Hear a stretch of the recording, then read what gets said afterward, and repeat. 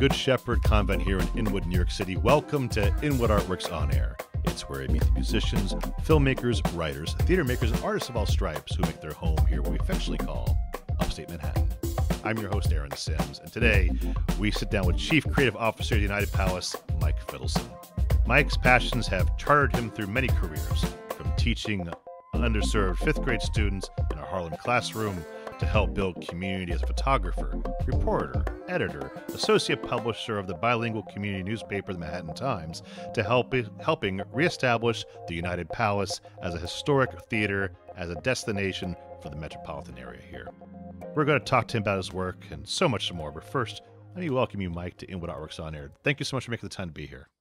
Glad I could finally make it down, and great to be here. And you left out my culinary career. Sorry about that. I was a cook for several years back in the day. Apparently, you know why? You've never cooked for me. That's probably the reason why. But I look forward to it now, and an invitation, hopefully, and now I imagine following. I need to invite you. Yes, so exactly. Have you and your beautiful wife up to Connecticut. Please. We can, have some pasta. Because cooking is very much an artistic platform. Yes. It's very much a way artistic and narcissistic. They go hand in hand. Well, we'll find out.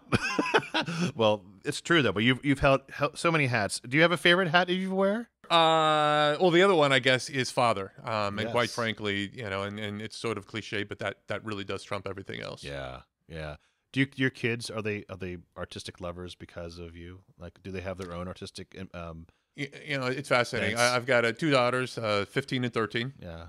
And 15 and 12. The 15-year-old has been she's turned into a theater kid.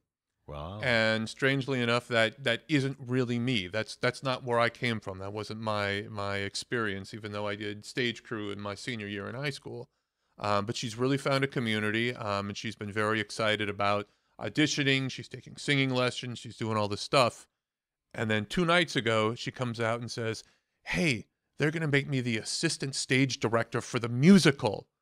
I said, "That means you can't audition. You can't be in it." No, it's better if I'm behind the scenes. So Well, that's cool to find out, right? that kind of feels a little bit more like my past. So maybe there Yeah. is a little bit of me in her. And the other one, her creativity is she's a cook. Well, there you go. It all comes full circle. Yeah, I mean, definitely pieces of you in either of them. That's excellent. Wow. Luckily, they look like their mom. Well, their identities will remain anonymous until a further point in time. They're still underage. Exactly. Well, last time I saw you, we celebrated you as the Upstanding Person of the Year for Up Theater Company. So I wanted to also make sure we got that in there. How about that? Now I feel guilty. You I'm not upstanding wearing guy. the hat. Yeah, I should right. go down and get that. Sitting in my office, I wear the hat for these. Should have worn the hat. Well, now you can have people go on the interwebs and find you with pictures of that. And maybe you will give me for the B-roll for the show. Give me a picture of that for the video version. Please remind me. Yeah, we'll put that in there. Okay. Yeah. So congrats on that and being celebrated. So kind of making that little full circle comment to your daughters too. Finding your people. How is this community? You found your people in this community, right?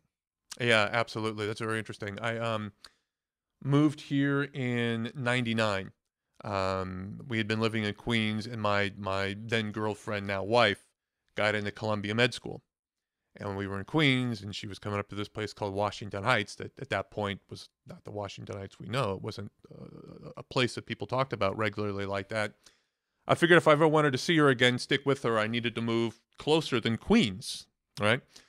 And so I decided to go down to Washington Heights, try my luck there, and I was knocking on doors in Haven Avenue, and met the super of 200 Haven Avenue, a guy named Rigo, who I believe is still there, and he showed me a place. I loved it, took it that day, and that's when I moved into Washington Heights. I had been a photographer. I still fancied myself a photographer at that point, and the only job I'd ever had that I loved was journalism back in my hometown of Oakland, California. So I was wandering the streets, and I found a newspaper called the Manhattan Times. And I sort of looked into it and said, hey, I don't know Spanish, but I could do this.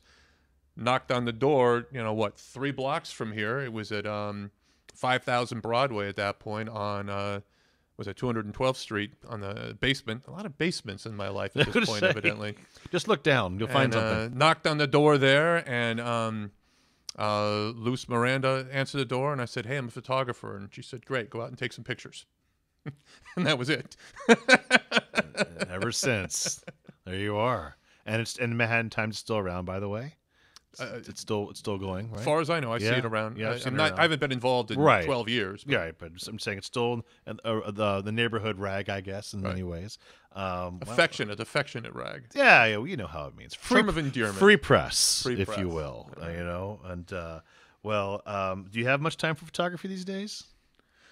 It's funny. I hadn't taken a picture in years, even of my kids. When the cell phones came along, everyone started turning into photographer. I lost a bit of the interest in it. It was no longer, special, that special way of communicating with people. Everyone's doing it. But in the last 4 or 5 months, I've started photographing the concerts at the Palace. And because I want to do it my way, we bought a printer. So I photographed the first 3 songs, download the photos, format the photos, print the photo, and get the autograph from the artist as he's leaving the stage. Awesome. For our Wall of Fame. Very cool. So it's been a great way to bring that part of my life back into the theater stuff. Very nice. Very nice. Well, that's very cool. Well, let's talk about the Palace a bit. That's where you find yourself these days. More often than not. I'm glad you came out and visited us and didn't from your Dickensian garret somewhere in the heights of the Palace.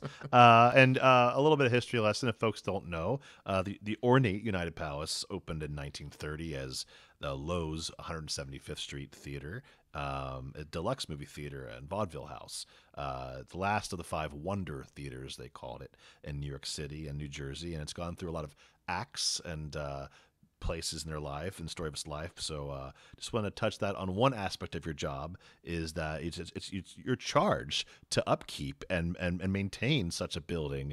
And it's never ending, is it? It's never ending, yes. It's unbelievable the things that break or go wrong or you just don't get right the first, second, or third times. Right. Faucets, for instance. Bet you never knew how much you know now about faucets in your life. I know a little bit more about faucets. But it's a lot of faucets in that building. A lot of faucets. You probably know how many, actually. And which ones work. Yes, and which ones work, which is hot water. Yes. Right? Yeah. That costs extra? What? No, we don't heat the water always. When we have the extra money, we'll heat the water for you, too. Yes, exactly. Well, the Palace is widely known as a venue for hosting national acts, but you've done a lot of great work to also provide cultural opportunities for engagement with the community. Most notably, I will say, through the Movies the Palace series, which began in 2013 and has drawn more than else. I think you can tell me your stats, but I think over 20,000 people. Probably an experience for all those years, given your capacity. And, that's bringing that sense of wonderment back to Northern Manhattan. Can you talk a little bit about how that series has evolved and what it's now become? Certainly. It's really changed a lot. So the movies, as Aaron said, it opened as a deluxe movie palace until 1969, where you didn't really need a 3,400-seat single-screen theater in Washington Heights or probably anywhere else. And that's when it was purchased by a church and stopped showing movies. 2001: A Space Odyssey was the last movie shown theatrically at that point in time. And then there's this guy, it's funny, we're in the seat of the universe here in Inwood, a guy named Lin-Manuel Miranda, who grew up just down the block from where we are right now. He's a neighbor, neighbor of the world. We had hosted the 5-year anniversary concert of In the Heights. And this must have been 2013 or something like that. And it was the first time he'd been in the theater. He grew up a theater kid. There's a bona fide theater kid, and had never been in the United Palace until we did In the Heights. And afterwards, he'd fallen in love and been introduced to it, and he knew its power and grandeur. I said, we had breakfast up here. I swear to God, everything happens in Inwood, right? That's right. Indian Road Cafe. We had breakfast one morning. I said, Lynn, you're an actor, you're a writer, you sing, you dance a little bit. We've got this great theater in your neighborhood. What do you want to do with it? And Lynn says, let's bring back the movies. And that started our Kickstarter campaign to raise $40,000 to buy a projector, to return movies after a 40-year absence. And that worked out great. In the neighborhood, the community supported us. We got the projector, and he started emceeing the movies. And because it's Lynn, it would always be a movie, and he would bring in, Rita Moreno to introduce West Side Story. And we sort of picked up on the whole vaudeville theme and always had some sort of live component if it meant doing a fashion show before Rear Window or bringing in a bona fide group of Ghostbusters to bust Slimer before showing Ghostbusters. I mean, it was a lot of fun, but it was all, predicated on Lynn falling in love with the building and seeing the possibility for what we could do with movies. And I promise, once the actor strike is over, we will start showing movies again. Well, yeah, that's a little rough. I mean, you could still show movies technically because you licensed them, but you couldn't get the actors to come out to promote we them, technically could, but we've actually gone back and forth on this because we spent a lot of time talking about doing A Wonderful Life. Well, sure, you've done it it's been like your Christmas It's show. one of our cornerstones, right? But it just doesn't feel right. We want to wait until everything gets straightened out before we reintroduce that. I think it's only fair to the situation that everybody finds themselves in economically. Yeah, it's a rough time. It's a rough time being a card-carrying SAG member myself. I totally, we all support fair wages and just being fair at all. Just being fair. How about that? What a concept. Support. Well, I don't know, but yeah, I'll just try that for starters. That sounds like a new T-shirt we need to brand. Let's just be fair. Let's just be fair. We start with fair. Yeah, let's just ellipses the end. I look forward. I've come to many, and including about the Wonderful Life, one of my favorites, and you have Donna Reed's daughter who Mary comes out. For many years she did it, and always a highlight, and I very much think it's a wonderful thing for our community. And so what's playing next, you'll find out when the strike's over, folks. and Mike puts together a great series, so looking forward to that. Are there any, so you have the Palace, and you have obviously lots of national acts come through, and you have this local film series too. And are there any programming ideas you've had that you've been kicking around that you'd like to see realized at the Palace that still in the crawl and like to get out there? Sure. There's the Once and Future program that we called the Crack-a-Lackin' Season of Classical Music. Okay. And we ran with that back in 2014 when we were first launching the Hip Hop Nutcracker. Right. And we which used you're a co-creator of. Co-creator of, right.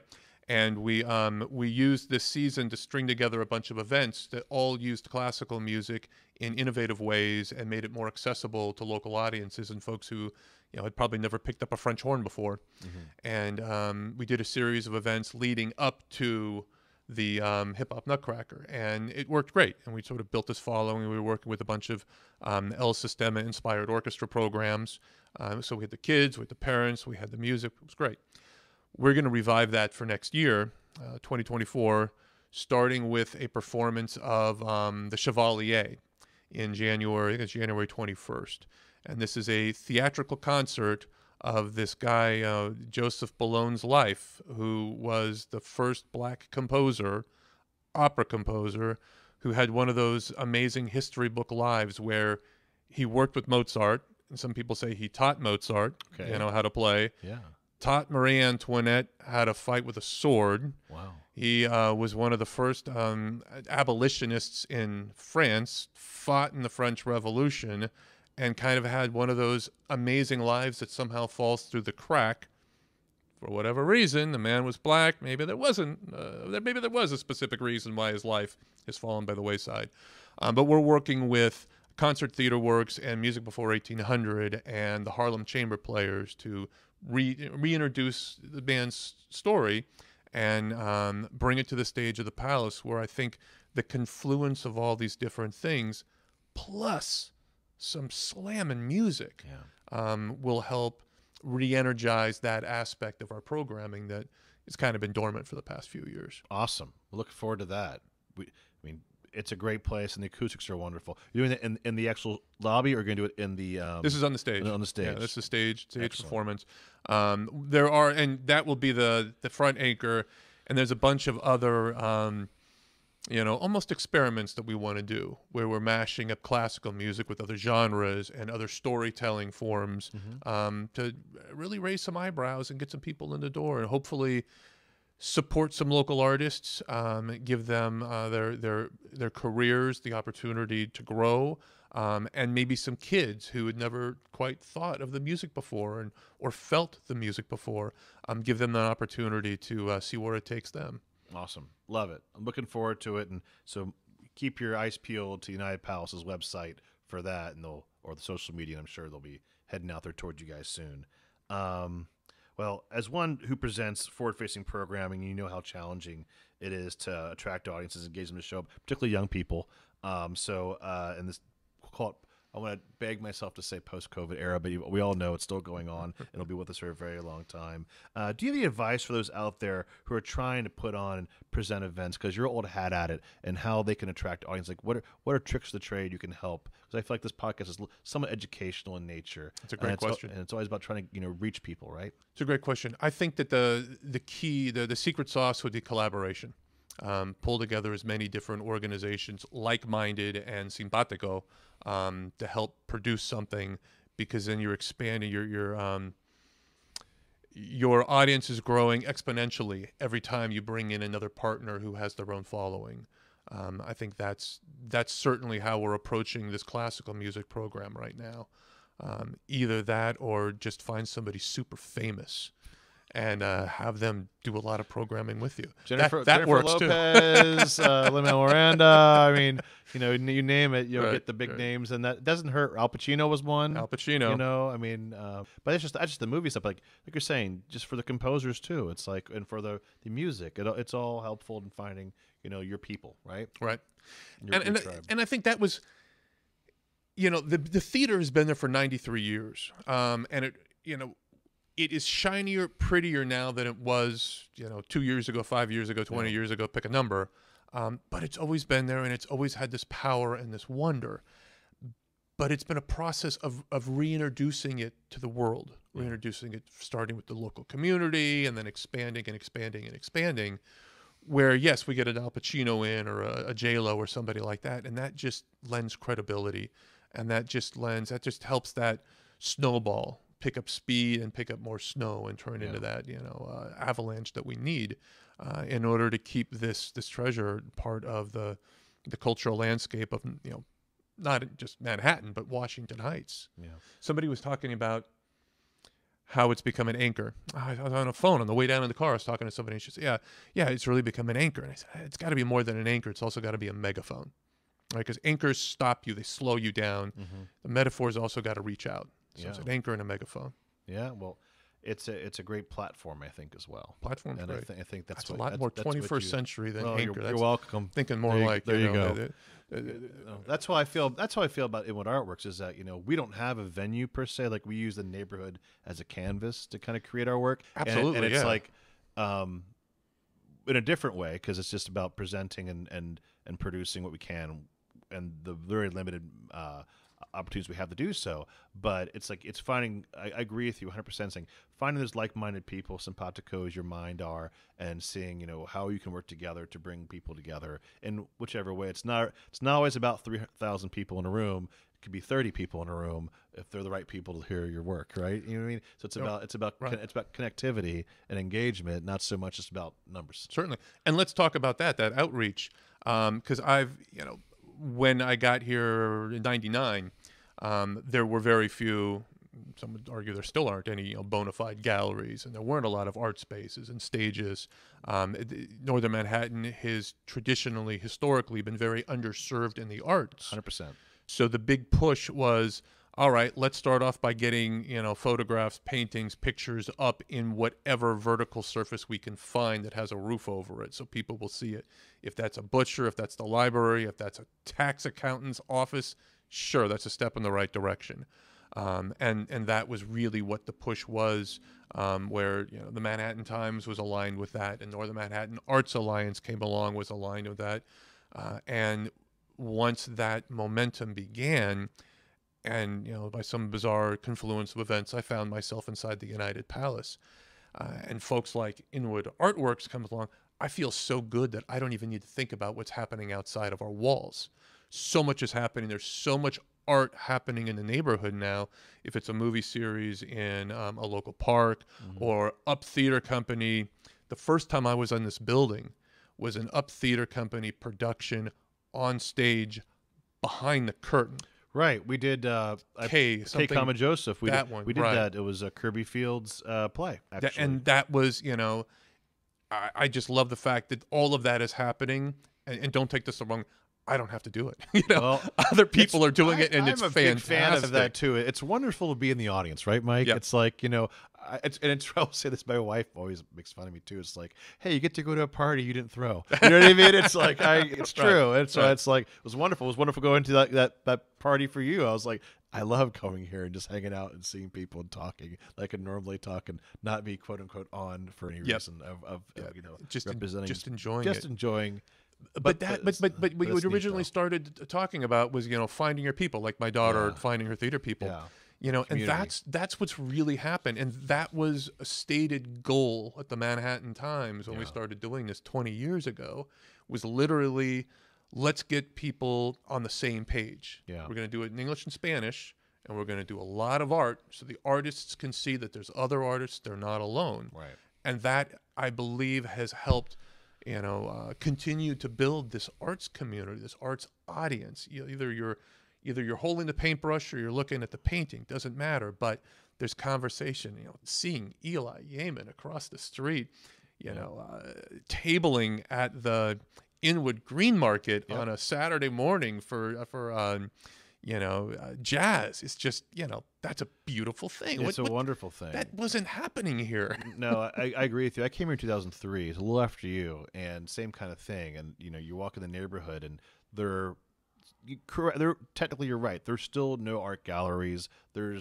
We'll speak about Inwood specifically. There's no art galleries. There's no performing arts center. There's no movie theater, et cetera, so on. So when you have people like Jazz Power and Up Theater and you name it, Kinesis Dance Project and all the others that we've highlighted here on this podcast throughout the past 4 years, it makes your heart swell because I agree. When it was 2000, that early 2000s or so, and going into the, I remember the early art stroll conversations because the art stroll came out of just people coming together. It wasn't a corporation doing it. It wasn't a nonprofit putting it on. No, it was just people coming together. Yep. Marty Collins was big into that. A lot of people were just saying, let's just do this and make it happen. So kudos to this community for growing. And we'll see, and I'm really glad you kind of took the temperature of the room with now saying that was then, this is now, and seeing I think we have. It's grown positively. Like our neighbor, our cultural community, arts community, because of people like you, have fostered that culture, and it's become a nice welcome place for people to keep creating. And Inwood doesn't have a theater right now, but the groundbreaking on People's Theater Project just happened, and that is going to be Zami, spectacular. She's no longer with the company, but who's moved on now. The artistic director moved on. But Mino and Bob's going to have part of the rezoning is going to happen over on 207 and 9th Avenue, I believe. Ish area of the world. Yeah. Ish. I mean, I don't know which the Inwood-ish. Point here. A very big building. One of the the towers are going over. I mean, that whole. If you haven't looked outside, folks, just look east and you'll see a high rise going on, and that's a great thing. It's like you got to deal with the developer and you can put it in, and People's Theater a lot of, as I've said in other podcasts, have done a lot of great work, and particularly educational programming. That's where they hang their hat, and it's great the fact that they're gonna have a home for that, and hopefully more people can use the space too. It'd be awesome, and just like you do with United Palace, hosting concerts and things like that. So I think it's awesome that it's a resource to be had. Like you just hosted the Dominican Film Festival. There's a lot of great opportunities for artists and resources to do their thing. Right, and that was there's a blessing and a curse in having a 3,400 seat theater. It's yay, you have 3,400 seats. Boo, you have 3,400 seats. How do you fill them? Right.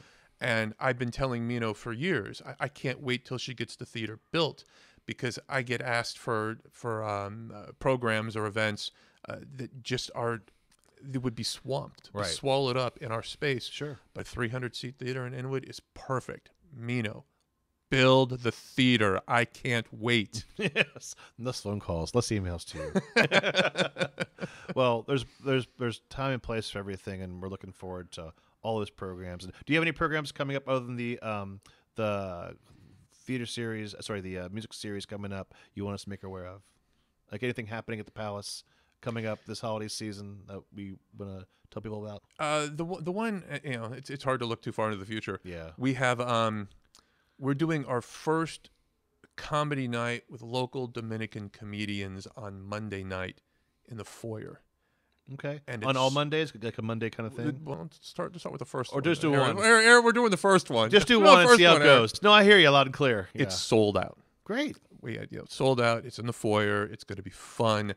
And we're hoping that this becomes a platform for doing a lot more comedy of all varieties at the Palace. And it's one of the one of the holes in our programming lineup is comedy, and I'm hoping that this is the first step to filling that, because I think people uptown need to laugh.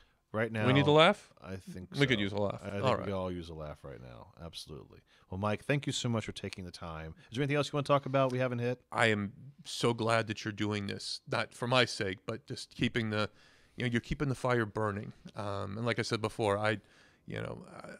I'm inside the United Palace, and I spend most of my thoughts on in the interior of the walls. Yeah.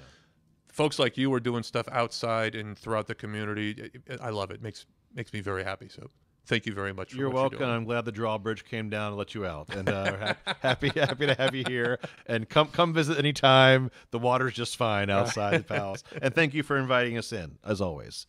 Well, once again, folks, by the way, if you weren't familiar with United Palace programming by chance, just like Lin-Manuel wasn't familiar with it, you can go to their website, and we'll put the website in the description of this episode. Okay.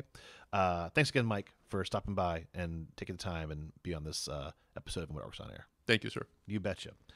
So again, this is Inwood Art Works on Air. It's where we meet the musicians, filmmakers, writers, theater makers, and artists of all stripes, and administrators who make their home here in Upper Manhattan. If you have a moment right now, please show us some love by rating and reviewing this podcast 5 stars on Apple Podcasts or Spotify or wherever you get your podcasts, and we really appreciate it. Many thanks to Church of Good Shepherd here for hosting us, and to HideSites.com for Uptown promotional support. And you can support On Air and all of our programming by heading over to inwoodartworks.nyc/donate and make a tax-free donation, or go via Venmo at Inwood Art Works. Be sure to follow us on social media to keep with all that we do, which includes the Inwood Film Festival, FilmWorks Alfresco, pop-up art galleries, live performances, and so much more. Inwood Art Works On Air is proud to be supported in part by public funds from the New York State Department of Cultural Affairs in partnership with the City Council. And Inwood Art Works programming is made possible by the New York State Council on the Arts with support of the Office of the Governor and the New York State Legislature. From the top of Manhattan and the bottom of our hearts, thank you so much for tuning in. This is Aaron Sims for Inwood Art Works On Air.